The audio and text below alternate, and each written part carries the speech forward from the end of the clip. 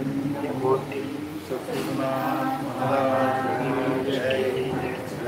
जय जय रघुवीर। श्री राम समर्थ। पार्थाय प्रतिबोधितां भगवता नारायणेन स्वयं व्यासेन रचितां पुराणं मध्ये महाभारतम् अद्वैतामृतवर्षिणी भगवती अष्टादशाध्यायी अहं भगवान् भगवद्गीते भवद्वेषिणी नमोऽस्तुते व्यासविशालबुद्धे प्रह्लादविन्द्राय येन त्वया भारततैल पूर्णः प्रज्वालितो ज्ञानपारिजाताय ज्ञानमुद्राय कृष्णाय गीतामृतदुहे नमः।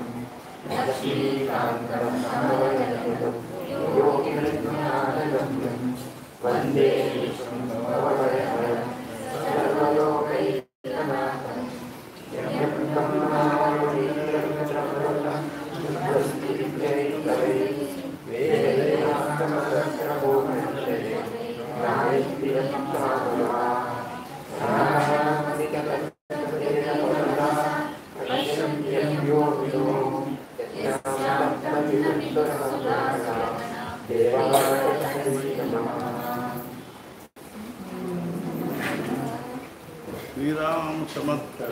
अथ पंचमोऽध्यायः।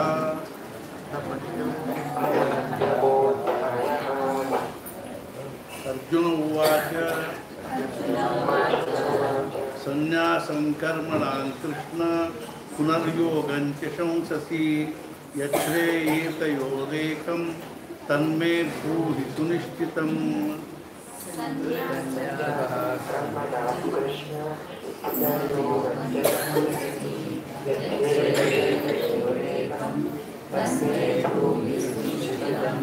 श्री भगवानुवाच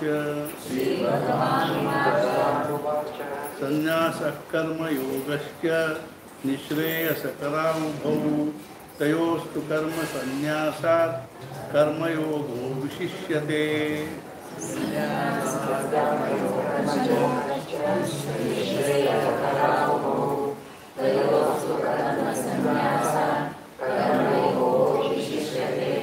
ज्ञेयस्व नित्यसन्न्यासी यो न द्वेष्टि न काङ्क्षति निर्द्वन्द्वो हि महाबाहो सुखं बन्धात् प्रमुच्यते।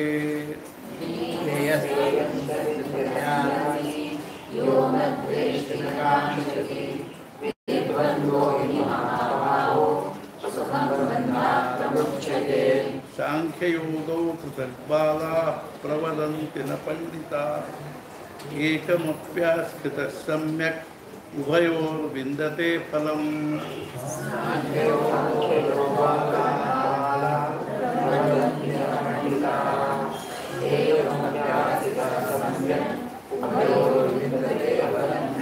यत्साङ्ख्यैः प्राप्यते स्थानं तद्योगैरपि गम्यते एकं साङ्ख्यं च योगं च यः पश्यति स पश्यति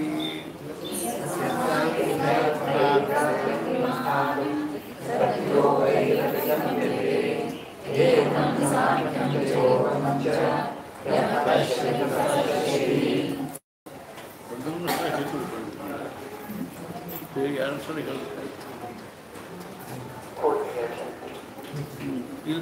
ಮುಂದೆ ಸನ್ಯಾಸಸ್ತು ಮಹಾಬಾಹೋ ದುಃಖಮಾಪ್ತುಮಯೋ ಗತಃ ಯೋಗಯುಕ್ತೋ ಮುನಿರ್ಬ್ರಹ್ಮ ನ ಚಿರೇಣಾಧಿಗಚ್ಚತಿ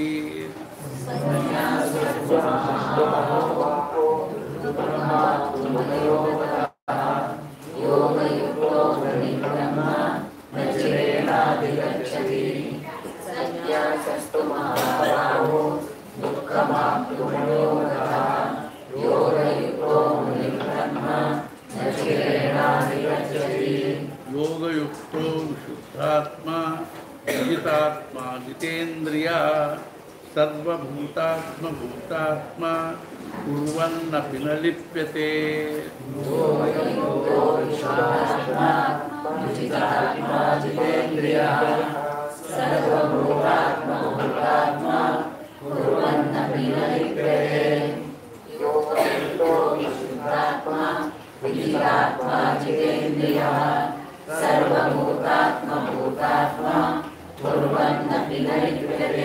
नैव किञ्चित् करोमीति युक्तो मन्येत तत्त्ववित् पश्यन् शृण्वन् स्पृशन् जिघ्रन् अश्नन् गच्छन् स्वपन् सुखन् नैव करोमीति युक्तो मन्येत तत्त्ववित् पश्यन् शृण्वन् स्पृशन् जिघ्रन् अश्नन् गच्छन् स्वपन् सुखन् किञ्चित् करोमीति युक्तो मन्येत तत्त्ववित् पश्यन् शृण्वन् स्पृशन् जिघ्रन् अश्नन् गच्छन् स्वपन् सुखन् लपन् विसृजन् गृह्णन् उन्मिषन् निमिषन्नपि इन्द्रियाणीन्द्रियार्थेषु वर्तन्त इति धारयन्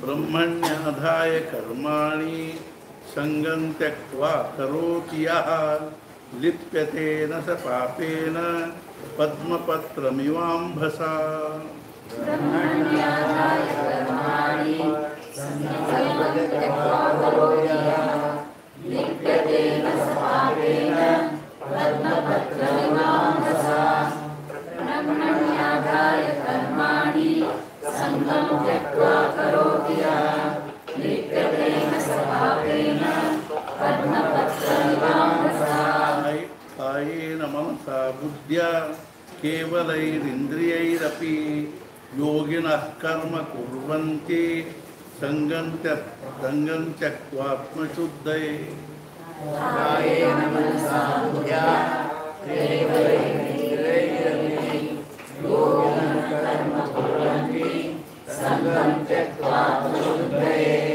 कायेन मनसा बुद्ध्या केवलैरिन्द्रियैरपि योगिनः कर्म कुर्वन्ति संगं त्यक्त्वात्मशुद्धये युक्तः कर्मफलं त्यक्त्वा शान्तिमाप्नोति नैष्ठिकीम् अयुक्तः कामकारेण फले सक्तो निबध्यते युक्तः कर्मफलं त्यक्त्वा शान्तिमाप्नोति नैष्ठिकीम् अयुक्तः कामकारेण फले सक्तो निबध्यते युक्तः कर्मफलं त्यक्त्वा शान्तिमाप्नोति नैष्ठिकीम् अयुक्तः कामकारेण फले सक्तो निबध्यते सर्वकर्माणि मनसा सन्न्यस्यास्ते सुखं वशी नवद्वारे पुरे देहि नैव कुर्वन्न कारयन्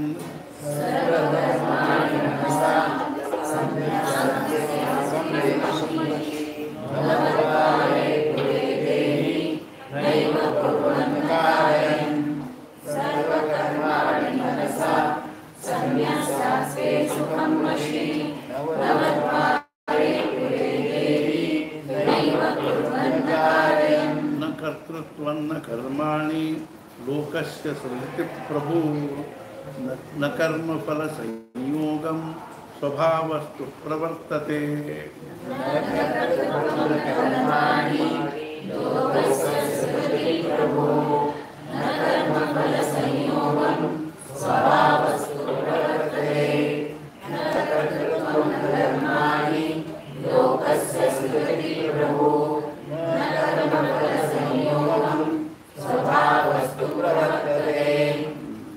नादत्ते कस्यचित् पापं न चैव सुकृतं विभुः अज्ञानेनावृतं ज्ञानं तेन मुह्यन्ति जन्तवः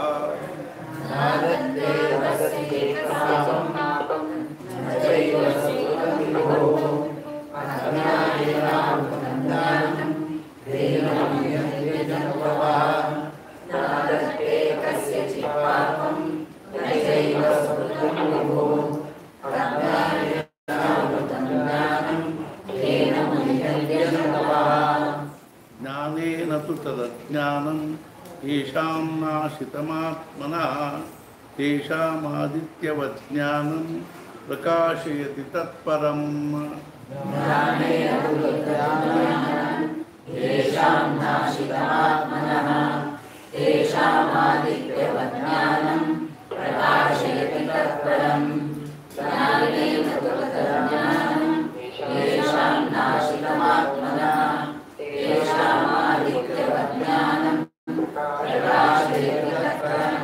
तद्बुद्धयस्तदात्मानः तन्निष्ठास्तत्परायणाः गच्छन्त्य पुनरावृत्तिं ज्ञाननिर्धूतकल्मषाः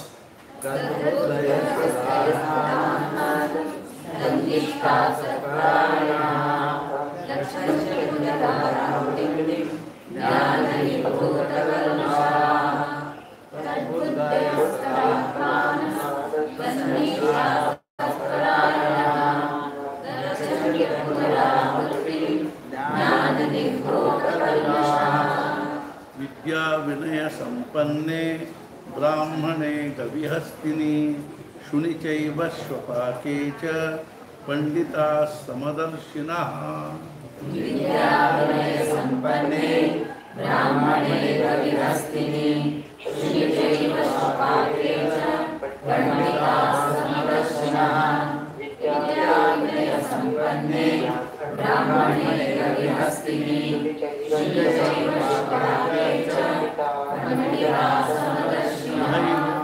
इहैव तैर्जितः सर्गो येषां साम्ये स्थितं मनः निर्दोषं हि समं ब्रह्म तस्माद् ब्रह्मणि ते स्थिताः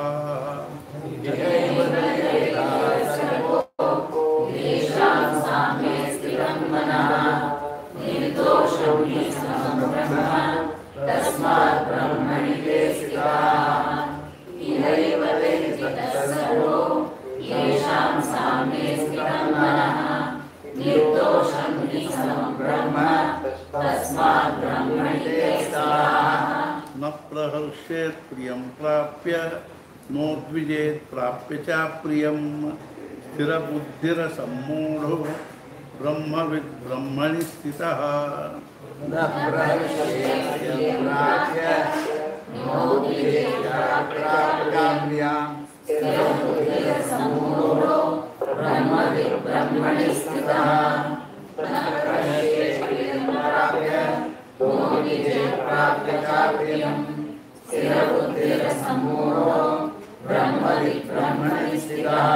बाह्यस्पर्शेष्वसक्तात्मा विन्दत्यात्मनियत् सुखं सब्रह्मयोगयुक्तात्मा सुखमश्नयमश्नुते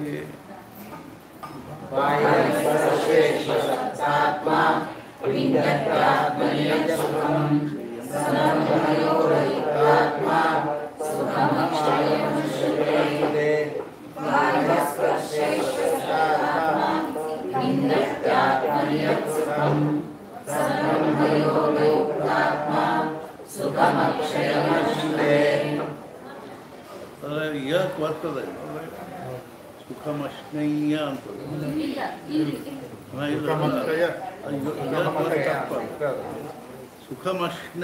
ಸುಖಮಕ್ಷಯಮಶ್ನ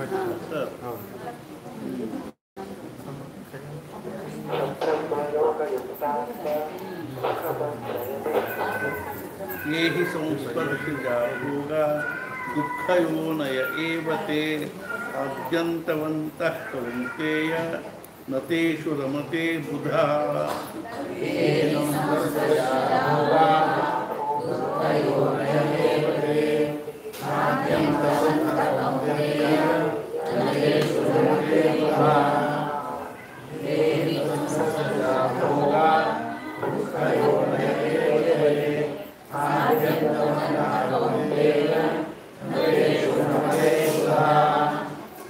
शक्नोति यैव यस्सोढुं प्राक्शरीरविमोक्षणात् कामक्रोधोद्भवं वेगं स युक्तः स सुखी नरः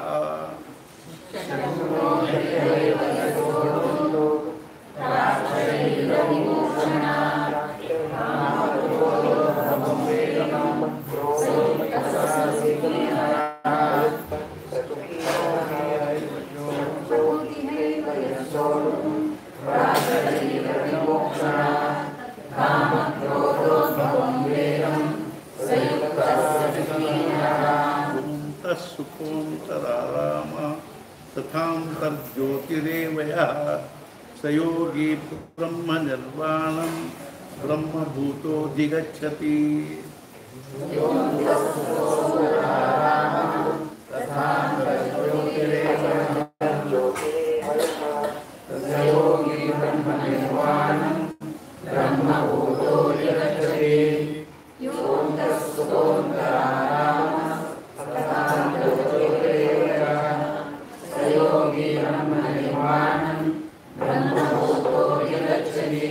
लभन्ते ब्रह्मनिर्वाण ऋषयः क्षीणकल्मषाः छिन्नद्वैधा यतात्मानः सर्वभूतहिते रताः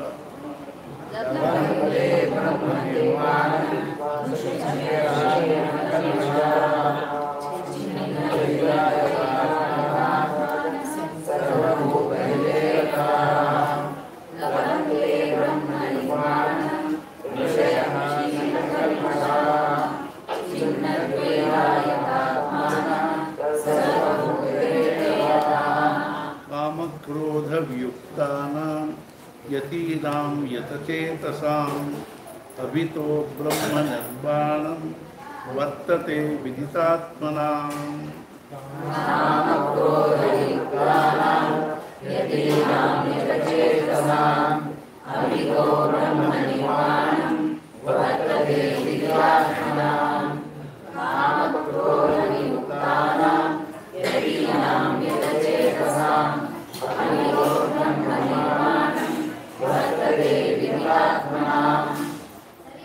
स्पर्शान् कृत्वा बहिर्बाह्यात् चक्षुश्चैव अन्तरे भ्रूः प्राणापानो समो कृत्वा नासाभ्यन्तरचारिणौ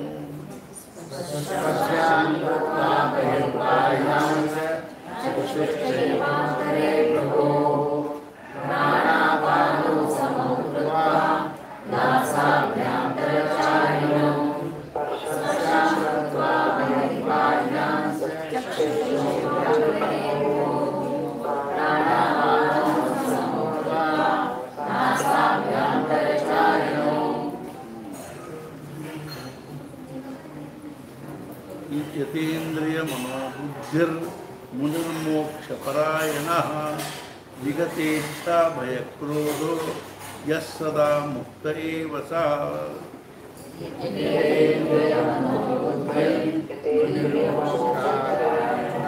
मोक्षपरायणः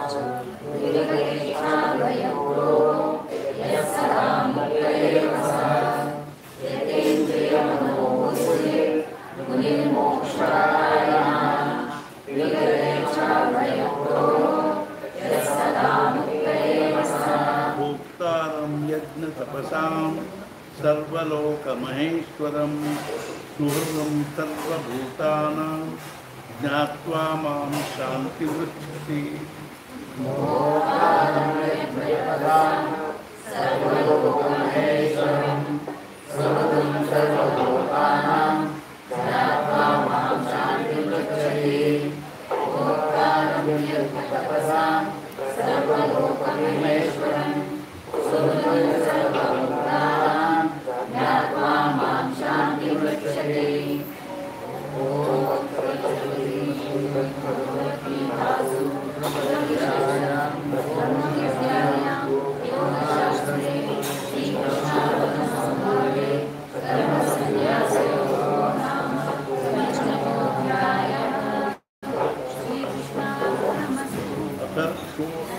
अथ षोडशोऽध्यायः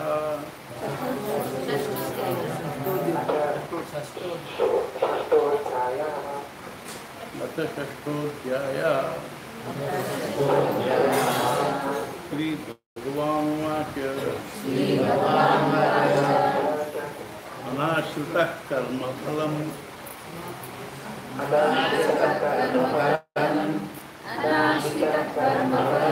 कार्यं कर्म करोति यः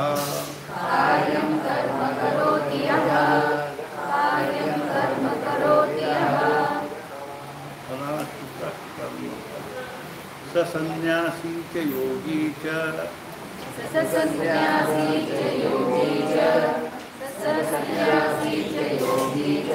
निरग्निर्न चाक्रियः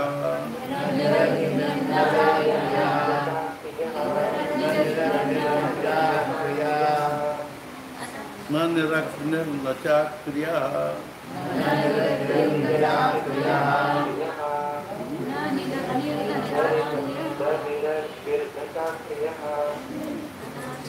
यम संन्यासमिति प्राह पूरा वर्ग श्लोक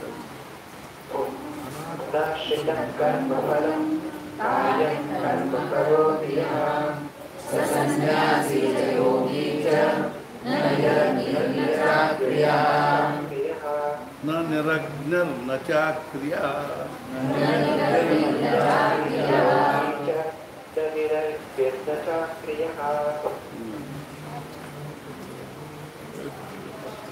यम संन्यासमिति प्राहुः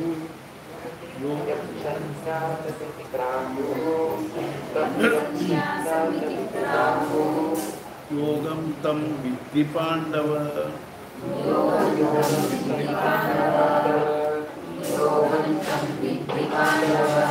यम संन्यासमिति प्राहुः योगं तं विद्धि पाण्डव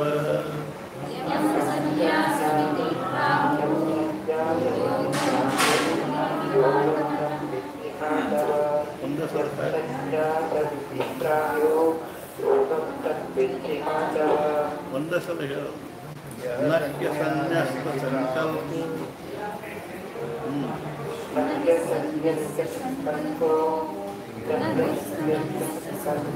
योगी भवति कश्चन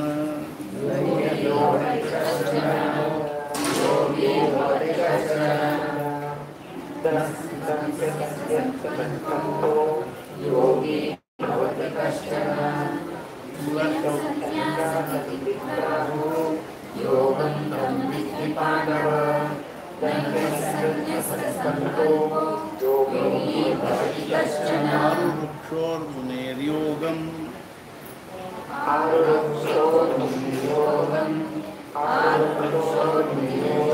कर्मकारणमुच्यते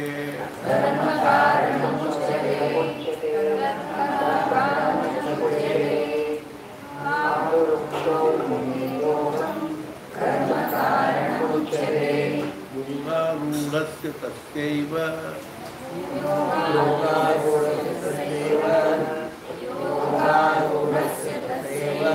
शमः कारणमुच्यते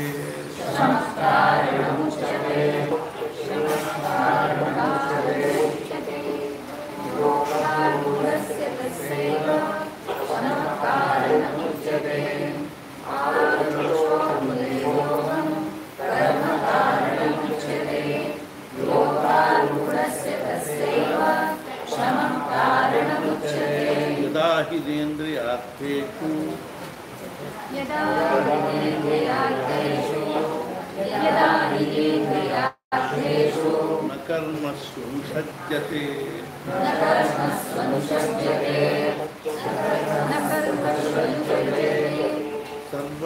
सर्वसंकल्पसन्न्यासी सर्वसंकल्पसन्न्यासी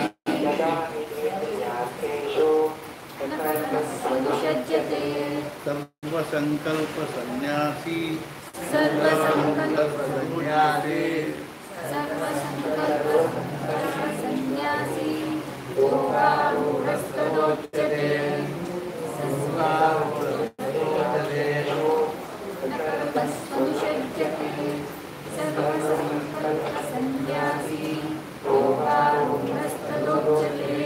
उद्धरेदात्मनात्मानं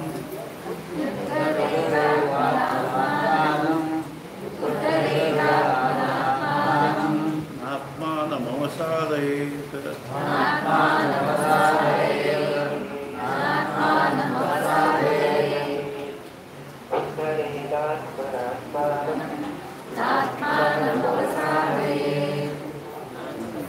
आत्मैव ह्यात्मनो बन्धुः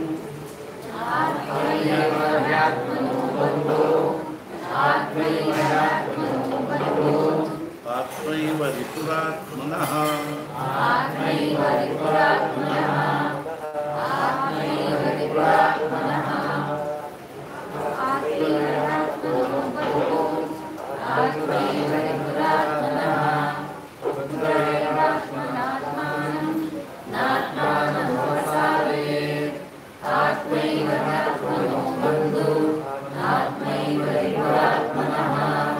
बन्धुरात्मात्मनस्तस्य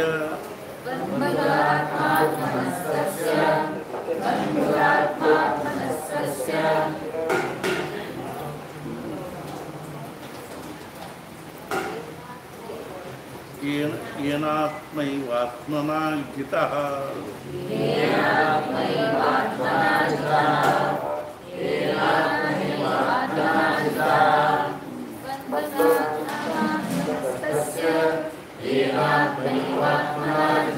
अनात्मनस्तु शत्रुत्वे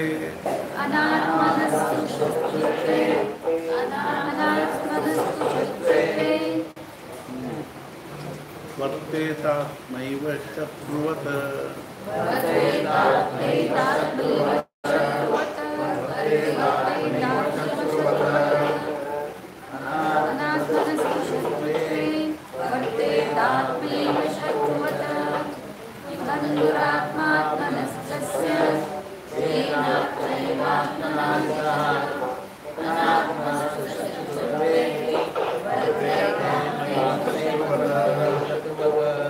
चितात्मनः प्रशान्तस्य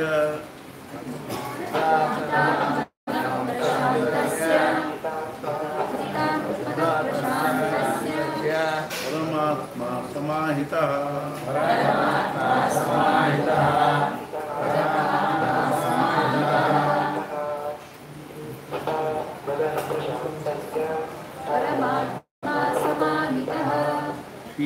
शीतोष्णसुखदुःखेषु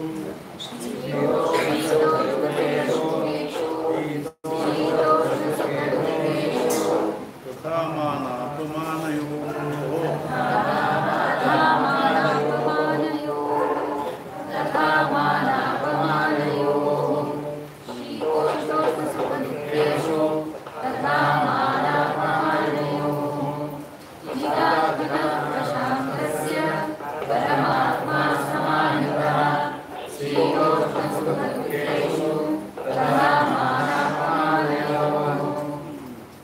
ज्ञान विज्ञान वृत्तात्मा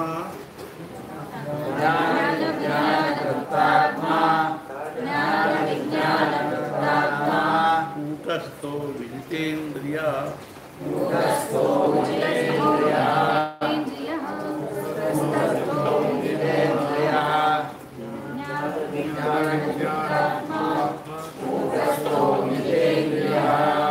युक्त इत्युच्यते योगी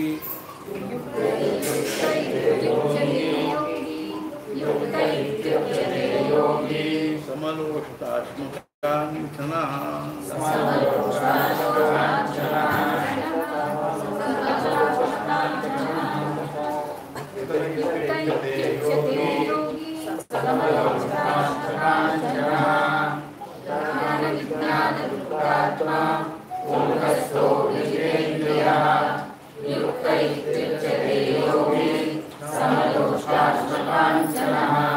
सुहृन्मित्रार्युदासीन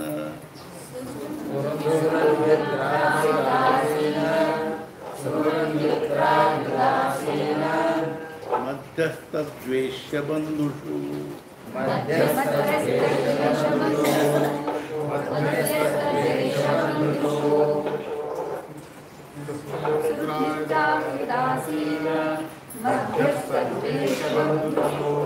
साधुष्वपि च पापेषु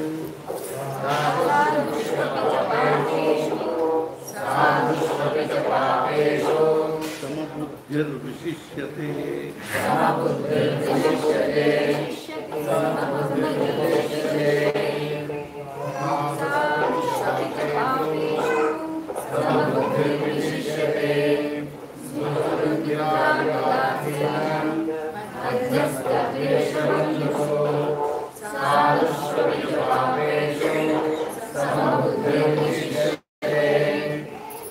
योगी युञ्जीत सततं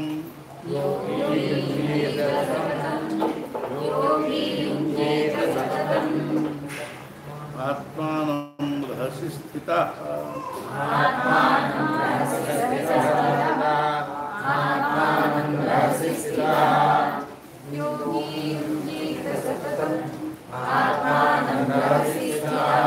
एकाकीयत चित्तात्मा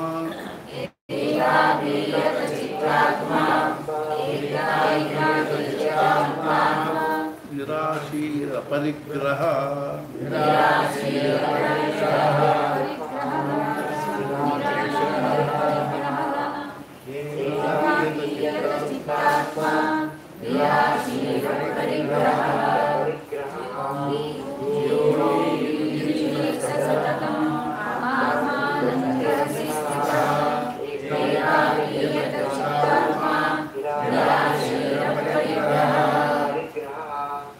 शुचौ देशे प्रतिष्ठाप्य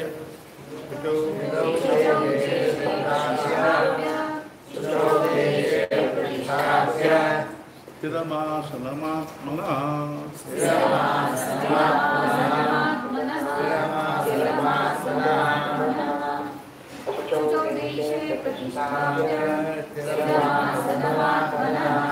नात्युच्छ्रितं नातिनीतं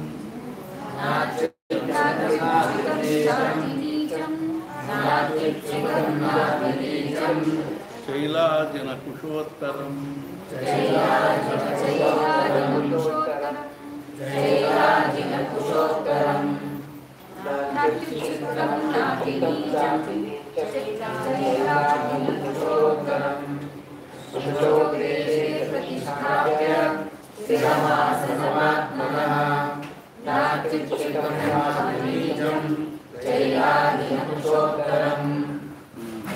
तत्रैकाग्रं मनः कृत्वा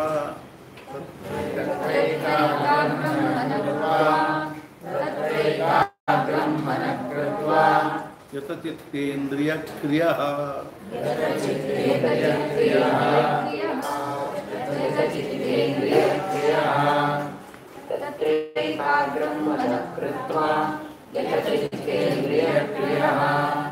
उपविश्यासने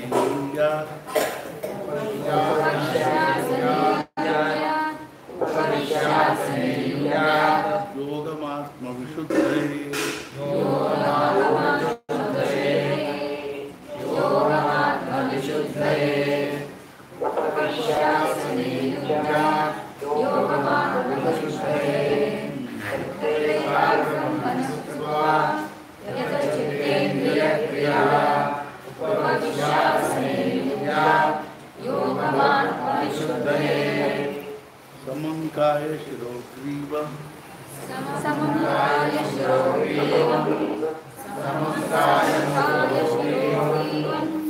धारयन्नचलं स्थिरः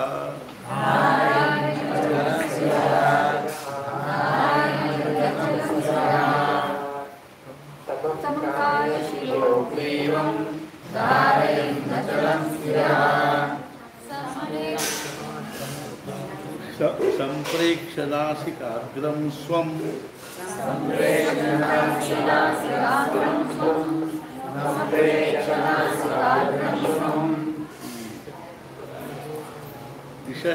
दिशश्चानवलोकयन्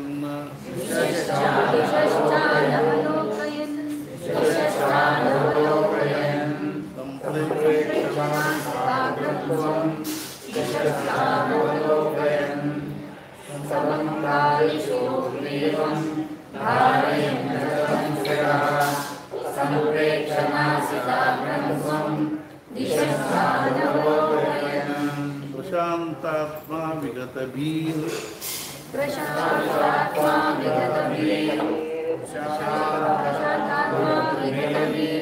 ब्रह्मचारि व्रते स्थिता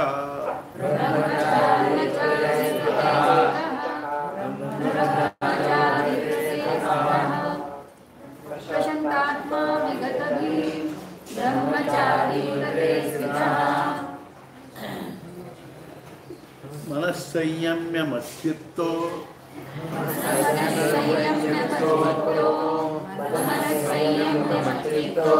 युक्त आसीत मत्परः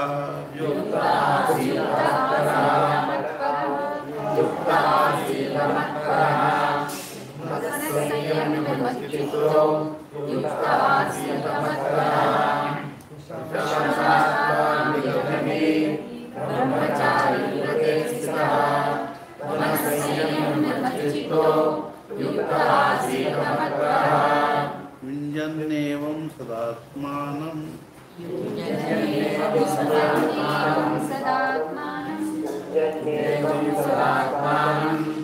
योगी नियतमानसः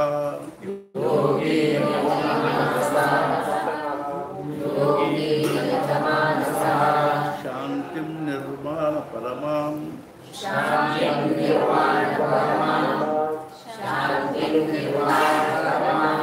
मत्संस्थामधिगच्छति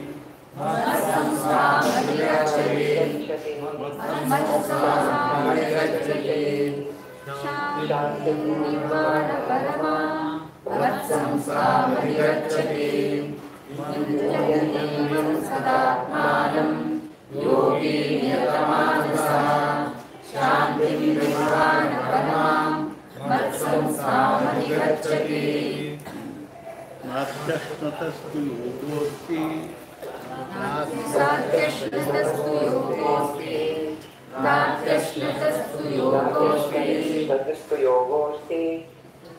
न चैकान्तमनस्नतः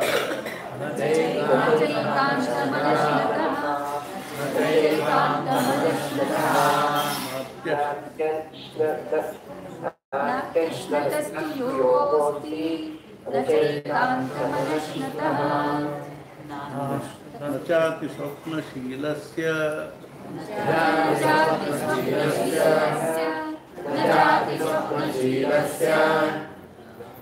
जागृतो नैव चार्जुन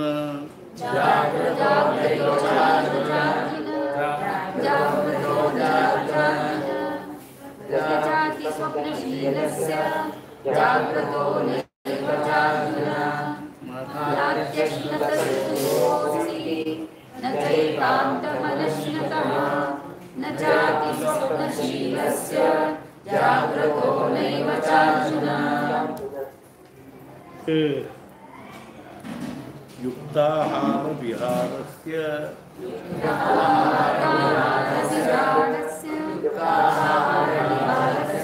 युक्तचेष्टस्य कर्मसु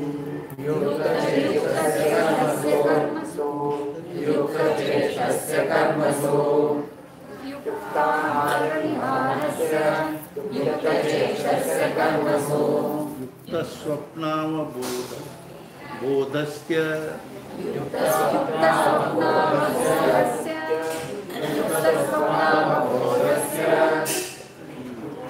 योगो भवति दुःखः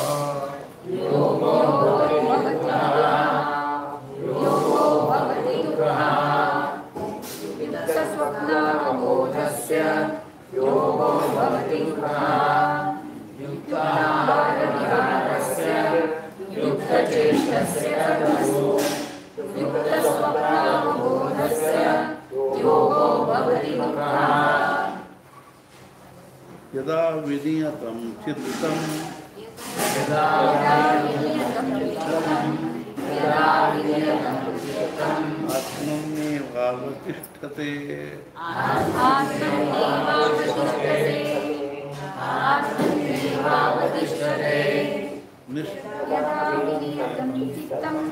आत्मन्येवावतिष्ठते निःस्पृहः सर्वकामेभ्यो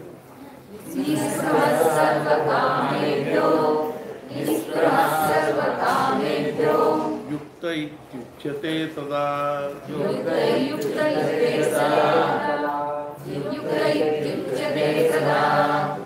निःस्पृहः सर्वकामेभ्यो युक्त इत्युच्यते तदा यदा विनियतं चित्तम् आत्मन्येवावतिष्ठते निःस्पृहः सर्वकामेभ्यो युक्त इत्युच्यते तदा यथा दीपो निवातस्थो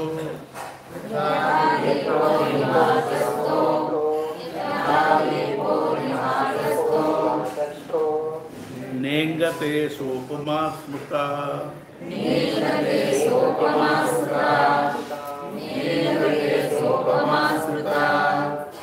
यथा दीपो निवातस्थो नेङ्गते सोपमा स्मृता योगिनो यत्चित्तस्य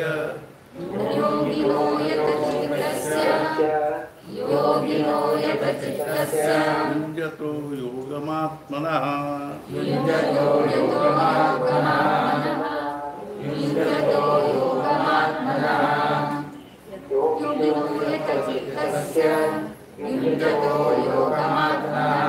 यत्रो नेङ्गते सोपमा स्मृता योगिनो यतचित्तस्य युञ्जतो योगमात्मनः यत्रो परमते चित्तम् यत्रो परमते चित्तम् निरुद्धं योगसेवया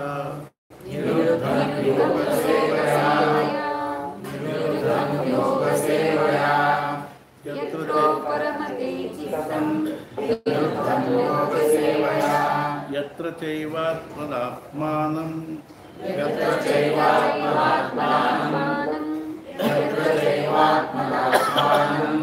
पश्यन्नात्मनि तुष्यति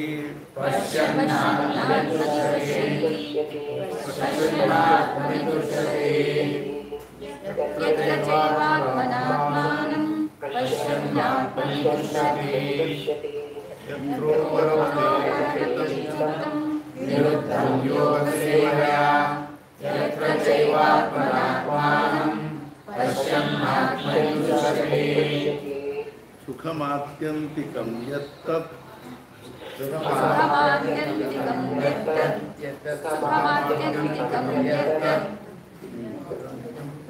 बुद्धिग्राह्यमतीन्द्रियं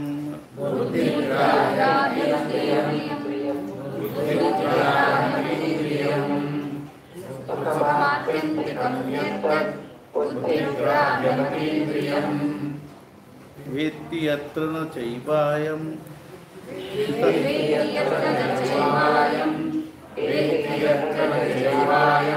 तश्चरति तत्त्वतः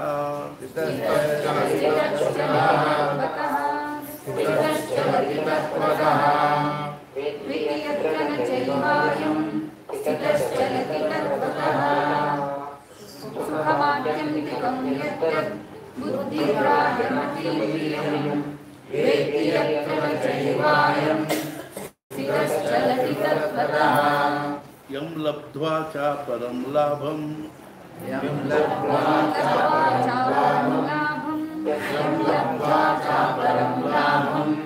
मन्यते नाधिकं ततः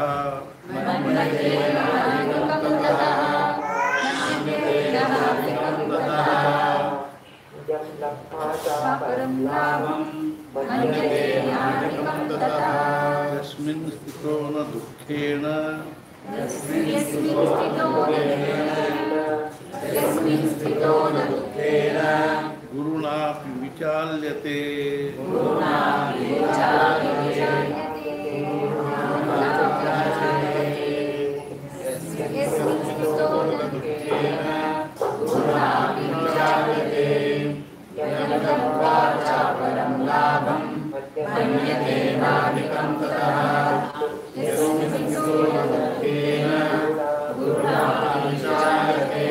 तम विद्या दुख संयोग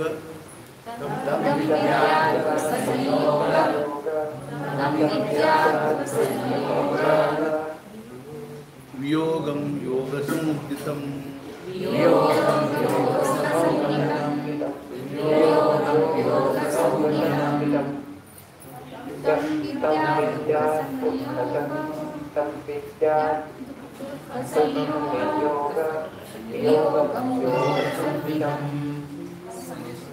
सनिश्चयेन योक्तव्यो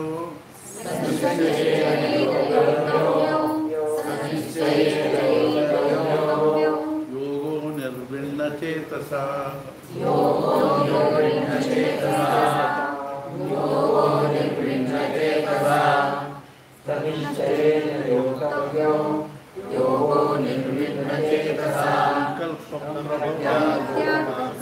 संकल्प प्रभवान कामां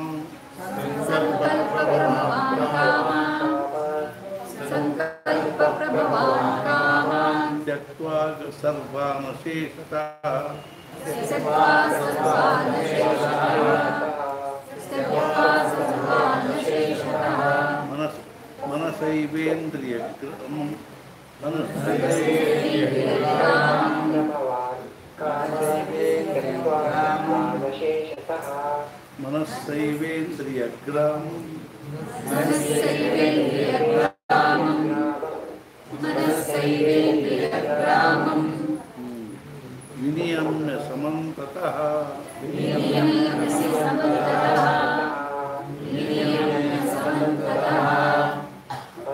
मनसैवेन्द्रियग्रामं विनियम्य समन्ततः संकल्प प्रभवान् कामान् त्यक्त्वा सर्वान् शेषतः मनसैवेन्द्रियग्रामं विनियम्य समन्ततः शनैः शनैरुपरमेत्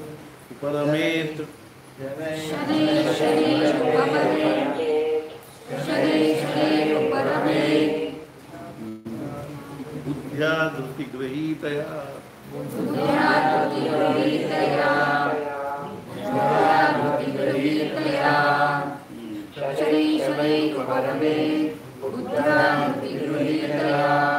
आत्मसंस्थं मनः कृत्वा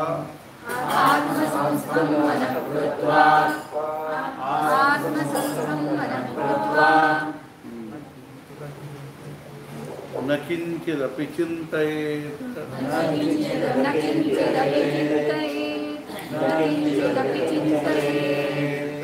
आत्मसंस्थं मनः कृत्वा न किंचिदपि चिन्तयेत्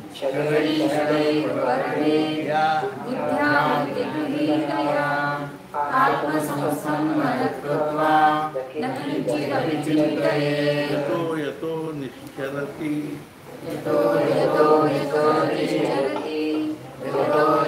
निश्चरति मनश्चञ्चलमस्थिरम्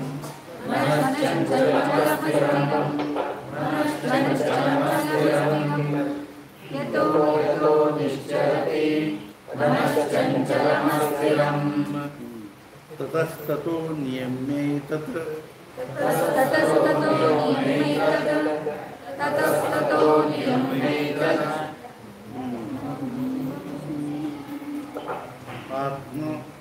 आत्मन्येव वशं नयेत्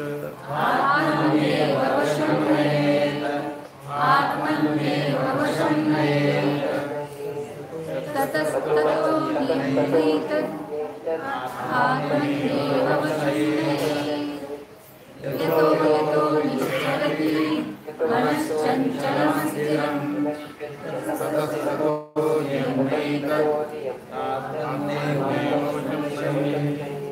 प्रशांत मनस ಸಂಖ್ಯೇನ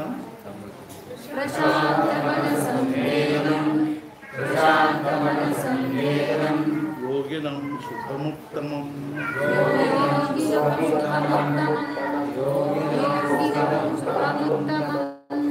ಉಪೈತಿ ಶಾಂತರಜಸಂ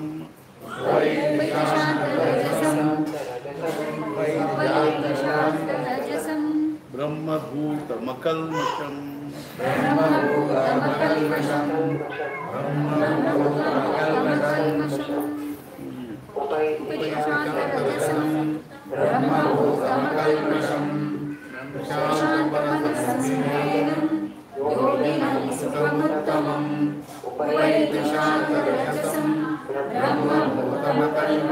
ಯುಂಜನ್ನೇವಂ ಸದಾತ್ಮಾನಂ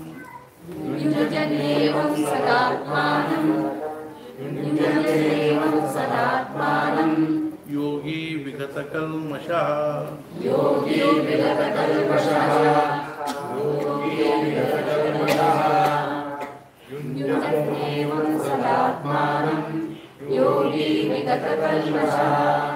ಸುಖೇನ ಬ್ರಹ್ಮ ಸಂಸ್ಪರ್ಶಂ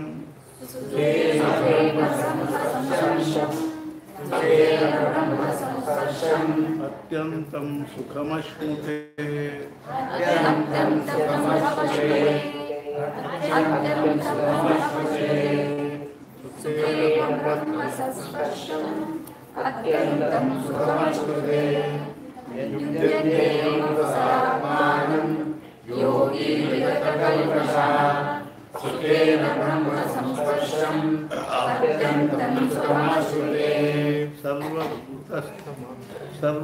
ಸರ್ವಭೂತಸ್ಥಮಾತ್ಮಾನಂ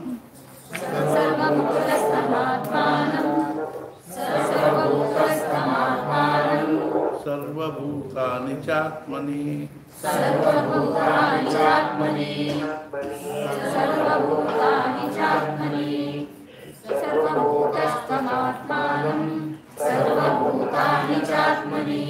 ಈಕ್ಷತೆ ಯೋಗಯುಕ್ತಾತ್ಮಾ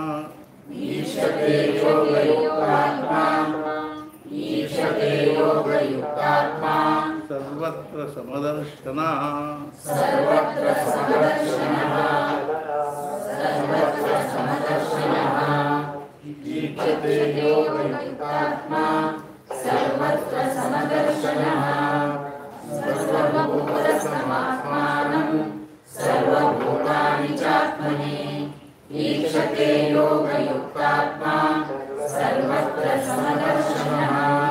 ಪಶ್ಯತಿ ಸರ್ವತ್ರ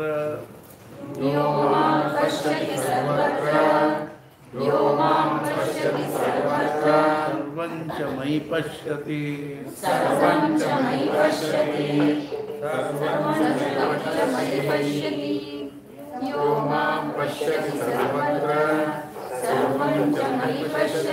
ತಸ್ಯಾಹಂ ನ ಪ್ರಣಶ್ಯಾಮಿ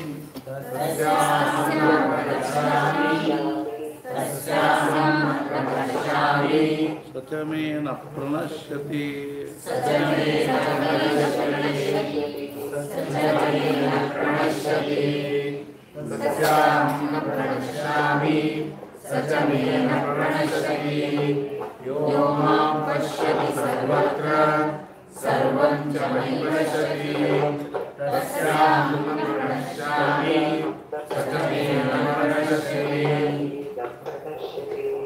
सद्गुरुनाथ महाराज की जय।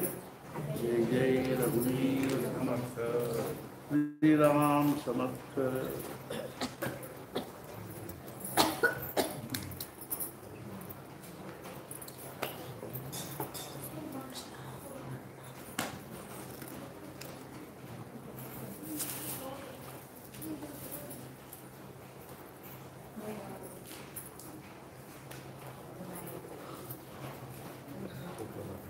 ಶ್ರೀ ಮಹಾರಾಜರು ಪಂಢರ್ಪುರದಲ್ಲಿದ್ದಾಗನೇ ಸದುಭಾವು ಲೇಲೆ ಅನ್ನೋರು ಅಲಿಬಾಗ್ ಅಂದ್ರೆ ಅಲ್ಲಿ ಪುಣೆದ ಮತ್ತು ಮುಂಬೈ ನಡಕದ ಅಲ್ಲಿ ಅವರು ಸದುಭಾವು ಲೇಲೆ ಅನ್ನೋರು ಪಂಢರ್ಪುರಕ್ಕೆ ಬಂದಿದ್ರು. ಆಗ ಅಲ್ಲಿ ಮಹಾರಾಜರವ್ರಿಗೆ ಭೇಟಿ ಆಯಿತು. ಶ್ರೀ ಮಹಾರಾಜರಿಗೆ ಅವ್ರು ಏನಂದ್ರು ಅಂದರೆ, ಮಹಾರಾಜ ನೀವೊಮ್ಮೆ ಅಲಿಬಾಗ್ ಬರ್ರಿ ಅಲಿಬಾಗ್ ಬರ್ರಿ ಅಂದ್ಕೂಡಲೇ ಮಹಾರಾಜರು ಸಹಜವಾಗಿ ಹೇಳಿದರು, ಆಯ್ತು ಬರ್ತೀನಿ ಅಂತೇಳಿ. ಮುಂದೆ ಸ್ವಲ್ಪ ದಿವಸಕ್ಕನ ಮಹಾರಾಜರು ಏನು ಮಾಡಿದರು ಅಂದ್ರೆ ಅಲಿಬಾಗಕ್ಕೆ ಹೋದರು. ಅಲಿಬಾಗಕ್ಕೆ ಹೋದಾಗ ರಾತ್ರಿ 11 ಆಗಿತ್ತು. ಆವಾಗ ಅವ್ರ ಮನೆ ಬಾಗಿಲು ಹಾಕಿತ್ತು ಮತ್ತು ಇವ್ರು ಹೋಗಿ ಬಾಗಿಲ ಬಡದು ಕೂಡಲೇ ಒಳಗೆ ಅಲ್ಲಿ ಆ ಸದುಭಾವ ಲೀಲೆ ಅವ್ರ ಅಮ್ಮ ಇತ್ತು. ಅವ್ರೇನಂದರು, ಈಗ ರಾತ್ರಿ ಯಾರವರು, ನಾ ಸದುಭಾವನ ಗುರು ಇದ್ದೀನಿ ಅಂತ. ನೀವು ಗುರು ಇರುವಲ್ಲೆಕ್ಕ ಖರೆ ರಾತ್ರಿ ಹಿಂಗೆ ರಾತ್ರಿ ಅಪರಾತ್ರಿ ನಾನು ಮನೆಯೊಳಗೆ ಸದುಭಾವ ಮನೆಯಾಗಿಲ್ಲ, ಆದ್ದರಿಂದ ರಾತ್ರಿ ಅಪರಾತ್ರಿ ನಾನು ಬಾಗಿಲ ತೆಗಿಯಂಗಿಲ್ಲ ಅಂತ. ಮಹಾರಾಜರು ಸುಮ್ಮನೆ ಕಟ್ಟಿ ಮೇಲೆ ಕೂತು ನಾಮಸ್ಮರಣೆ ಮಾಡ್ಕೋತ ಅಲ್ಲೇ ಕೂತರು. ಮುಂದೆ ಅರ್ಧ ತಾಸಿಗೆ ಸದುಭಾವ ಬಂದ ಕೂಡಲೇ ನೋಡಿದ್ರು ಮಹಾರಾಜರಿಗೆ, ಮಹಾರಾಜ್ ನೀವು ಹೊರಗೆ ಯಾಕೆ ಕೂತೀರಿ, ಕಟ್ಟಿ ಮೇಲೆ ಯಾಕೆ ಕೂತೀರಿ ಅಂತ. ಮತ್ತೇನು ಮಾಡಲಪ್ಪ, ನೀವು ನನ್ನ ಒಳಗೆ ಕರ್ಕೊಳ್ಳಿಲ್ಲ, ಅದಕ್ಕೆ ನಾನು ಹೊರಗೆ ಕೂತೀನಿ ಅಂತ. ಕೂಡಲೇ ಅವ್ರಿಗೆ ಭಾಳ ಮನಸ್ಸಿಗೆ ಬೇಜಾರಾಗಿ ಬರ್ರಿ ಒಳಗೆ ಬರ್ರಿ ಅಂತ ತಿಳ್ಕೊಂಡು ಹೇಳಿ ಮಹಾರಾಜನ ಒಳಗೆ ಕರ್ಕೊಂಡು ಹೋದರು. ಆವಾಗ ಮಹಾರಾಜರು ಒಳಗೆ ಹೋದರು. ಆವಾಗ ಅವರು ಅಲಿಬಾಗ್ದಲ್ಲಿ 3 ದಿವಸ ಇದ್ದರು. ಅಲಿಬಾಗ್ದಲ್ಲಿ 3 ದಿವಸ ಇದ್ದು ಆವಾಗ ಅವರು ಸದುಭಾವ ಲೀಲೆ ಅವರಿಗೆ ಸಾಕಷ್ಟು ವಿಚಾರಗಳನ್ನು ಹೇಳಿದರು. 3 ದಿವಸ ಅವರಲ್ಲಿ ಸತ್ಸಂಗನೂ ಆಯಿತು. 3ನೇ ದಿವಸ 4ನೇ ದಿವಸ ಬೆಳಿಗ್ಗೆ ಮಹಾರಾಜರು ಅಲ್ಲಿಂದ ಹೊರಟಾಗಿ ಎಲ್ಲರೂ ನಮಸ್ಕಾರ ಮಾಡಿದ್ರು ಮನೆಯಿಂದ ಬಂದು. ಅವಾಗ ಸದುಭಾವ ತಾಯಿನೂ ಇದ್ದರು, ಅವರು ನಮಸ್ಕಾರ ಮಾಡಿದ್ರು ಕೂಡಲೇ ಸದುಭಾವ ಕೇಳಿದ್ರು, ಅಮ್ಮ ನಿನ್ನ ಮನಸ್ಸಿನ ಏನಾದರೂ ಇಚ್ಛೆ ಆಯಿತು ಹೇಳು, ನಾ ಪೂರ್ಣ ಮಾಡ್ತೀನಿ. ಅವಾಗ ಅವ್ರು ಏನಂದ್ರು ಅಂದ್ರೆ, ಮಹಾರಾಜ್ ನನ್ನ ಮನಸ್ಸಿನ ಅಂಥದ್ದೇನು ಭಾಳ ಬೇರೆ ಇಚ್ಛೆ ಇಲ್ಲ, ಭಕ್ತ ನಿಮ್ಮ ತೊಡೆ ಮೇಲೆ ತಲೆ ಇಟ್ಟು ಪ್ರಾಣ ಬಿಡಬೇಕು ಅನ್ನೋದು ಒಂದು ಇಚ್ಛೆ ಅದ. ಅವಾಗ ಮಹಾರಾಜ ಹೇಳಿದರು, ಹಿಂಗೆ ಹೇಳಿದ ಕೂಡಲೇ ಮಹಾರಾಜ ಹೇಳಿದರು, ಆಗಲಿ ಬಂದುಬಿಡಂಗದ ಆಗಲಿ ಬಂದುಬಿಡ ಕೂಡಲೇ ಮಹಾರಾಜ ಆಕೆ ಮುದಿಗೆ ಗಾಬರಿ ಆಕೆ ಒಮ್ಮೆಲೆ ಗಾಬರಿಯಾಗಿ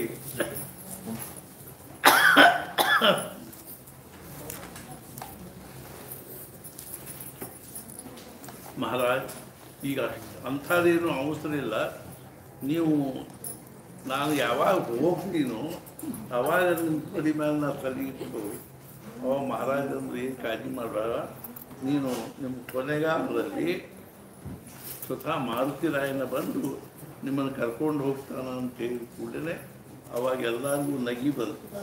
ಆವಾಗ ಮಹಾರಾಜರು ಅವ್ರಿಗೆ ಸಮಾಧಾನ ಮಾಡಿ ಅಲ್ಲಿಂದ ಏನು ಮಾಡಿದರು ಅಂದ್ರೆ ಅಲ್ಲಿಂದ ಹೊರಟು. ಇದಕ್ಕೂ ಮುಂಚೆ ಕೆಲವು ದಿವಸ ಮುಂಚೆ ಮಹಾರಾಜರು ಅಲಿಬಾಗಕ್ಕೆ ಹೋಗಿತ್ತು. ಆಗ ಇವರು ಸದುಭಾವರಿಗೆ ಒಂದು ಸುಂದರವಾದ ಶಾಲಿಗ್ರಾಮ ಕೊಟ್ಟಿದ್ರು. ಆಗ ಶ್ರೀ ಮಹಾರಾಜರ ವೇಷ ಹೆಂಗಿತ್ತು ಅಂದ್ರೆ ಗಡ್ಡ ಜಟಾ ಬಿಟ್ಟಿದ್ರು, ಬೈರಾಗಿ ವೇಷದಲ್ಲಿದ್ದರು. ಅವಾಗ ಇವ್ರಿಗೊಂದು ಇದನ್ನು ಕೊಟ್ಟಿದ್ರು. ಅವಾಗ ಇವರು ಯಾರ ಮನ್ಯಾಗೂ ಸಾಧಾರಣ ಇಳ್ಕೋತಿದ್ದಿಲ್ಲ. ಒಂದು ಊರಲ್ಲಿ ಒಂದು ದೇವಸ್ಥಾನದಲ್ಲಿ ಇಳ್ಕೊಂಡಿದ್ರು. ಅಲಿಬಾಗ ಜನರು ದರ್ಶನಕ್ಕೆ ಬರುವುದು ಹೋಗುವುದು ಮಾಡ್ತಾ ಇದ್ದರು. ಅದೇ ರೀತಿಯಾಗಿ ಅಲ್ಲಿ ಸರ್ದಾರ್ ಬಿವಲ್ಕರ್ ಅಂತ ತಿಳ್ಕೊಂಡು ಒಬ್ಬರಿದ್ರು. ಅವ್ರ ಹೆಂಡತಿನೂ ದರ್ಶನಕ್ಕೆ ಬಂದರು. ಬೆಳಗಿನ 7 ಗಂಟೆ ಸಮಯ ಆಗಿತ್ತು. ಆವಾಗ ಶ್ರೀ ಮಹಾರಾಜ ಒಂದು ಬಾವಿ ದಂಡಿ ಮೇಲೆ ಕತ್ತಿ ಮೇಲೆ ಕೂತು ಆ ಹೆಣ್ಮಗಳು ದರ್ಶನಕ್ಕೆ ಬರ್ಲಿಕ್ಕೆ ಹತ್ತಾಳ ಕೂಡಲೇ ಮಹಾರಾಜರು ದಳಂ ಅಂತ ಬಾವ್ಯಾಗ ಜಿಗಿದ್ರು. ಬಾವ್ಯಾಗ ಜಿಗಿದ ಕೂಡಲೇ ಆವಾಗ ಎಲ್ಲರೂ ಗಾಬರಿಯಾಗಿ ಅಲ್ಲಿ ಬಂದರು.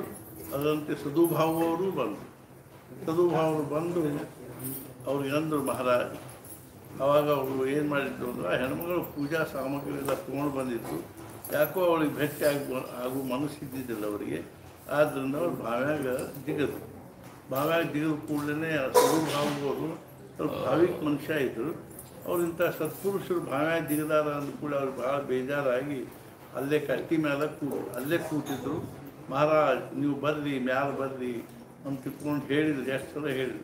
ಕೊನೆಗೆ ಮಹಾರಾಜಿಗೆ ಅವರಂದ್ರು, ಮಹಾರಾಜ್ ನೀವು ಬರದೇ ಇದ್ದರೆ ನಾನು ಬಾವ್ಯಾಗ ಜಿಗಿದು ಬಿಡ್ತೀನಿ ಅಂತಂದು. ಅವಾಗ ಮಹಾರಾಜರ ಮ್ಯಾಲೆ ಮಾಡಿ ಹೇಳಿದರು, ನಾನೇನು ಇದು ಆಗಿಲ್ಲ, ಮುಳುಗಿಲ್ಲ, ಸತ್ತಿಲ್ಲ, ನೀನು ಕಾಳಜಿ ಮಾಡಬೇಡ ಅಂತ ತಿಳ್ಕೊಂಡು ಹೇಳಿ ಮಹಾರಾಜರು ಮತ್ತೇನು ಮಾಡಿದ್ರು, ಮಹಾರಾಜರು ಹಿಂಗೆ ಮ್ಯಾಲೆ ತೆಗೆದ್ರು. ಆಮೇಲೆ ಮಹಾರಾಜರ ಮ್ಯಾಲೆ ಬಂದರು. ಇದಾದ ಮೇಲೆ ಒಂದು ದಿವಸ ಅವಾಗ ಅವರು ಅಲ್ಲೇ ಒಂದು 2-3 ದಿವಸ ಕೂತ್ಕೊಂಡ್ರು. ಇನ್ನೊಂದು ದಿವಸ ಇದೆ ಅಂದ ಕೂಡಲೇ ಮಹಾರಾಜರಂದರು, ಇಲ್ಲ ನಾನು ಹೋಗ್ಬೇಕಾಗಿದ್ದು. ಅವಾಗ ಸದುಭಾವದ ಏನು ಮಾಡಿದ್ರು ಅಂದ್ರೆ ಅವ್ರಿಗೊಂದು ಬಂಗಾರದ್ದು ತುಂಬಿ ಅಂದ್ರೆ ಒಂದು ಕಮಂಡಲ್ ಟೈಪ್ ಅದನ್ನು ಅವರಿಗೆ ಕೊಟ್ಟು ಕೂಡಲೇ ಮಹಾರಾಜರು ಅದನ್ನೇನಂದ್ರು ಅಂದ್ರೆ ಇದ್ರ ಲೋಭನ ತೋರಿಸಿ ನನ್ನ ಇಟ್ಕೋಬೇಕಂದು ಮಾಡಿ ನಮ್ಮ ಜೋರಲ್ಲೇ ಅದನ್ನು ಒಗೆದಾದ ಅಲ್ಲಿಂದ ಹೊರಟು. ಅವಾಗ ಸದುಭಾವನಿಗೆ ಭಾಳ ಆಶ್ಚರ್ಯ ಆಯಿತು. ಈ ರೀತಿಯಾಗಿ ಅವ್ರು ಏನು ಮಾಡಿದ್ರು ಅಂದರೆ ಅದು ಅಲಿಬಾಗ್ನಿಂದ ಹೊರಟವರು ಮತ್ತು ಮುಂದೆ ಏನಾದ ಪ್ರವಾಸ ಮಾಡಿಕೊತ ಹೋದರು ಅನ್ನುವಂಥ ಈ ಚರಿತ್ರೆ ಭಾಗವನ್ನು ನಾವು ಓದಿದ್ವಿ. ಅರ್ಥಾತ್ ಏನು ಅಂತಂದ್ರೆ ಮುಂದೆ ಅವ್ರು ಏನು ಮಾಡ್ತಾರಂದ್ರೆ ಬಿಲ್ಲರ ಗುಂಪಿನಾಗ ಹೋಗ್ತಾರೆ. ಆ ಒಂದು ಅರ್ಥಾತ್ ಈ ಅರ್ಥಾತ್ ಏನು ಅಂದರೆ ನರ್ಮದಾ ನದಿ ದಂಡಿಗುಂಟ ಅವ್ರು ಹೋಗ್ತಾರೆ. ಹೋಗುವ ಹೊತ್ತಿನ ಒಂದು ಬಿಲ್ಲರ್ ಗುಂಪು ಇರ್ತದೆ. ಅವರು ಮಹಾರಾಜರನ್ನ ಹಿಡ್ಕೊಂಡು ಕರ್ಕೊಂಡು ಹೋಗ್ತಾರೆ. ಕರ್ಕೊಂಡು ಹೋಗಿ ಮಹಾರಾಜರನ್ನ ಕೇಳ್ತಾರೆ. ಆ ಮುದುಕ ಕರ್ಕೊಂಡು ಹೋಗಿ ಕೇಳ್ತಾನೆ. ಹುಡುಗರು ತರುಣ ಹುಡುಗರು ಅವ್ರಿಗೆ ಚಾಷ್ಟಿ ಮಾಡ್ಕೊತ ಕರ್ಕೊಂಡು ಹೋಗ್ತಾರೆ. ಮಹಾರಾಜರಲ್ಲಿ ಹೋಗಿ ಅವಾಗ ಮುದುಕ ಬಂದು ನೀವು ಅವ್ರಿಗೆ ಯಾಕೆ ಹಂಗೆ ತ್ರಾಸ ಕೊಡ್ತೀರಿ, ಅದು ಅವ್ರು ಗೋಸಾವಿ ಇದ್ದಾರೆ ಹಂಗೆ ಹಿಂಗೆ ಅಂತಂದು ಅವ್ರಿಗೆ ಹುಡುಗರಿಗೆಲ್ಲ ಸುಮ್ಮ ಮಾಡ್ತಾರೆ. ಆಮೇಲೆ ಮಹಾರಾಜರು ಅವ್ನು ಕೇಳ್ತಾನೆ, ಏನು ತೊಗೋತೀರಿ ನೀವು? ಅರ್ಥಾತ್ ಏನು ಅಂದ್ರೆ ಹೊಟ್ಟಿಗೆ ಏನು ತೊಗೋತೀರಿ?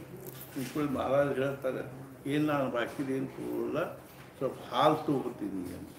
ಹಾಲು ತೊಗೋತೀನಿ ಅಂದ ಕೂಡಲೇ ಅವರು ಆ ಹುಡುಗರು ಮತ್ತೇನಾದ್ರು ಒಂದು ಚಾಷ್ಟಿ ಮಾಡಬೇಕು ಅಂತ ತಿಳ್ಕೊಂಡು ಅವ್ರ ಕೈಯಾಗ ಒಂದು ಪಾತೇಲಿ ಒಂದು ಸಾಲೊಂದು ಗುಂಡಿ ಕೊಟ್ಟು ಒಂದು ಬರಡು ಆಕಳು, ಒಂದು ಹಿಂಡದೇ ಇರೋ ಆಕಳು ಹತ್ರ ಕರ್ಕೊಂಡು ಹೋಗಿ ನಿಮಗೆ ಎಷ್ಟು ಬೇಕು ಅಷ್ಟು ಹಾಲು ಹಿಂಡ್ಕೊಡ್ರಿ ಅಂದ್ಕೂಡಲೇ ಮಹಾರಾಜರು ಒಂದು ಅಡ್ಡಿ ಇಲ್ಲ, ಏನು ಅಡ್ಡಿ ಇಲ್ಲ ಅಂತ ತಿಳ್ಕೊಂಡು ಅವ್ರು ಅದರ ಬೆನ್ನ ಮೇಲೆ ಕೈ ಚಪ್ಪರಿಸಿ ಅವ್ರು ಹೇಳಿದರು, ಹೇ ತಾಯಿ, ಹೇ ಗಂಗೆ, ಹೇ ಗೋದಾವರಿ, ನನಗೆ ಹಸಿವಾಗಿದೆ, ನಮಗೆ ಸ್ವಲ್ಪ ಹಾಲು ಕೊಡು ಅಂತ.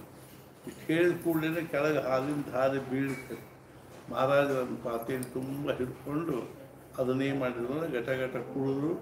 ಆಮೇಲೆ ಮಜಾ ಏನಾಯಿತು ಅಂದ್ರೆ ಅವತ್ತಿಂದ ಆಕಳು ಹಾಲು ಹಿಂಡಲಿಕ್ಕೂ ಹಾಲು ಕಲಿಲಿಕ್ಕೂ ಶುರು ಮಾಡಿ.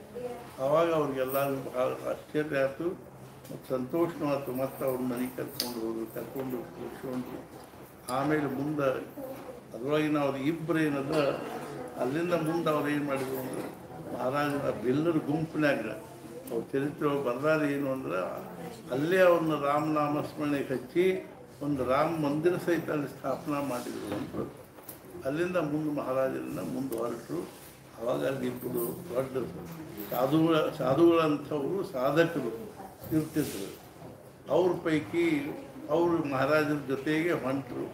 ಮಹಾರಾಜರ ಜೊತೆಗೆ ಹೊಂಟ ಕೂಡಲೇ ಮುಂದೆ ಅವ್ರು ಏನು ಮಾಡಿದ್ರು, ಅಲ್ಲಿನ ಮುಂದೆ ಎಲ್ಲಿಗೆ ಬಂದರು, ಅಲ್ಲಿನ ಮುಂದೆ ಏನು ಮಾಡಿದರು ಅಂತ ಪ್ರಸಂಗವನ್ನು ನಾಳೆ ನಾವು ಸತ್ಸಂಗದಲ್ಲಿ ಶ್ರವಣ ಮಾಡೋಣ.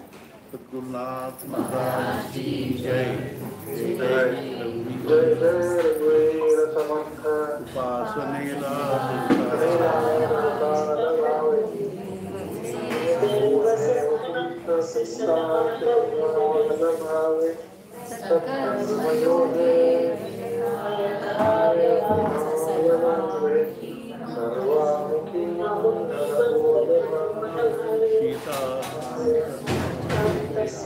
Jai Jai Ram.